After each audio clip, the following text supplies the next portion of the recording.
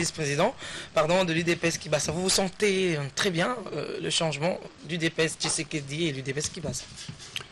Oui, j'ai l'habitude de dire que s'il y a une grande différence entre les deux, c'est que avant chaque réunion, l'UDPS Kibassa ont pris. Sinon, en dehors de ça, c'est la même famille. On va parler de la démission de l'abbé président Apollinaire Malou Malou. Vous le savez comme nous qu'il a démissionné à la tête de la CENI et pour des raisons de santé. Et votre réaction d'abord? Tout d'abord, je voudrais apporter une précision parce que l'information qui a été livrée, c'est que la présidence de la République a pris acte de la démission de M. Malou Malou. L'information n'était pas la démission était bien antérieure. C'est déjà depuis plusieurs semaines. Ils ont pris acte de la démission parce que Malou Malou a déposé. Oui, l'information, c'était la prise d'acte. Malou Malou avait déjà déposé sa démission depuis plusieurs mois. Et je crois ce qu'on peut d'abord remarquer, c'est que l'absence de l'abbé Malou Malou, l'absence physique de l'abbé Malou Malou dans le fonctionnement de la CENI, avait enlevé à la CENI une grande capacité dans son fonctionnement. L'abbé Malou Malou était reconnu, même au niveau international, comme un expert dans la matière électorale et dans l'organisation des élections. Et l'absence d'une telle figure, on a senti que ça a créé réellement un vide au niveau de la CENI. Et c'est un vide dont, à mon avis, le gouvernement a aussi profité, de sorte toujours à laisser les choses traîner en longueur et obtenir toujours ce fameux glissement. Mais nous pourrons élaborer un peu plus tard. Albert Moleka, vous savez bien, Apollinaire Malou Malou, c'est l'émanation de la société civile, les confessions religieuses. Aujourd'hui, presque toutes les confessions religieuses affûtent leurs armes. Je cite l'église kimbanguiste, Armée du Salut, les musulmans, l'église catholique elle-même. Est-ce que vous pensez, vous en tant que politique, que la remplaçabilité de Malou Malou serait une tâche facile? Ça peut être une tâche facile si ce que l'on recherche, c'est un Congolais qualifié dans la matière, un Congolais intègre et honnête, et il y en a. Le fait qu'il appartienne aux confessions religieuses de désigner un candidat pour ce poste ne veut pas dire que ce candidat doit nécessairement être un religieux. Ce candidat peut très bien être un civil, pas un pasteur, ni un prêtre, ni un abbé, et il y en a. Oui, vous parlez d'intégrité, honnêteté. Est-ce que Malou Malou l'a été? Non, je crois que si vous posez la question aux Congolais que je suis, je dirais que ce que nous avons toujours reproché à M. Malou Malou, à l'occasion des élections de 2006 d'ailleurs, c'est de ne pas avoir fait preuve d'honnêteté.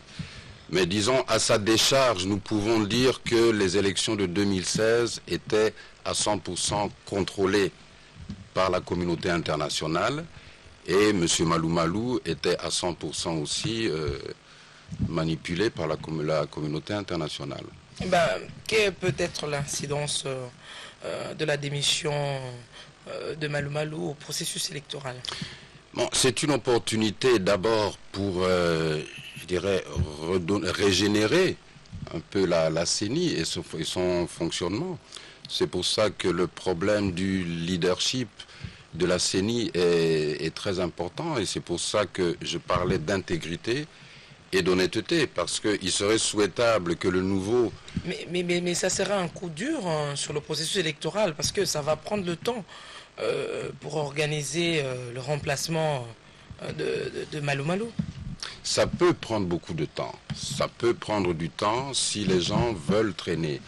Mais sinon, c'est quelque chose qui peut être fait assez rapidement. Mais bien sûr, comme ça doit passer par différentes étapes, les confessions religieuses ont déjà commencé à se réunir depuis 48 heures.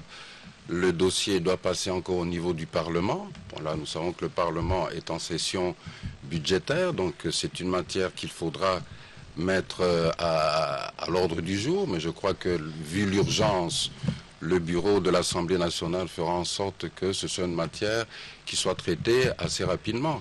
Mais je voudrais quand même aussi faire remarquer que nous n'en sommes plus à un problème qui peut provoquer le glissement près. Vous savez, on a eu tellement de problèmes, tellement de matières qui pouvaient être réglées rapidement, mais pour lesquelles ce gouvernement, ce régime a traîné pour provoquer tous ces glissements, qu'on n'en est plus à un glissement près.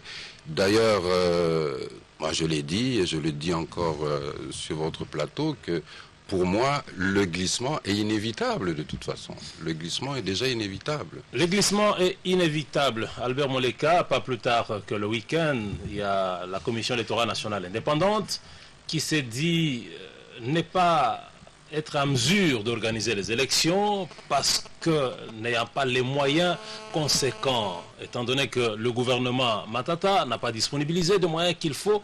Et vous pensez réellement, j'allais dire, quelle est la chance que vous accordez au processus eu égard à cette insuffisance de moyens financiers? Le processus électoral est en panne, le processus électoral est presque dans un cul-de-sac. Et en fait, il faut, d'un côté, au niveau de la CENI, encore une fois, il faut un leadership solide pour relancer le processus électoral, puisqu'il est de notoriété publique que la CENI a déjà élaboré 3 scénarios de calendrier électoral qui ont été déjà soumis au gouvernement. Et il suffit que la CENI prenne son courage pour publier soit les trois scénarios à proposer.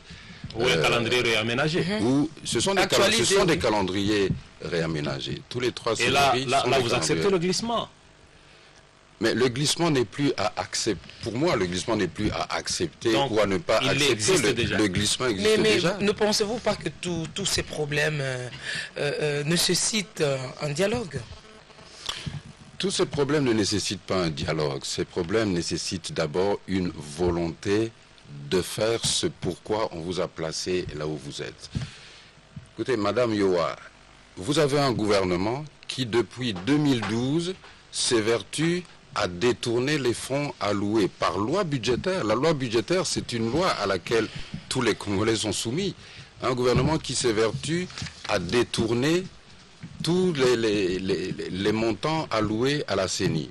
Si vous faites une moyenne, depuis 2012 jusqu'à 2015, les fonds alloués le total des fonds alloués à la CENI par la loi budgétaire, le gouvernement a exécuté entre 17 et 19%.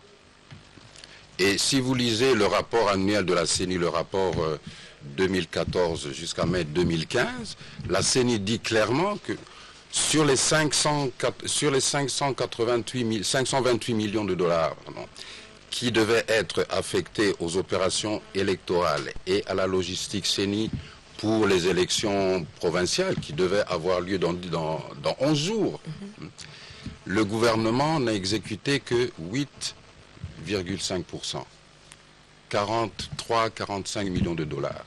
Donc il y avait non seulement un manque de volonté politique de la part de ce gouvernement, mais lorsque, à répétition, 2-3 années de suite, vous détournez les fonds alloués à la CENI, cela veut dire qu'il y avait, je dirais, un complot contre le processus électoral. Mais quelle est la solution que vous préconisez?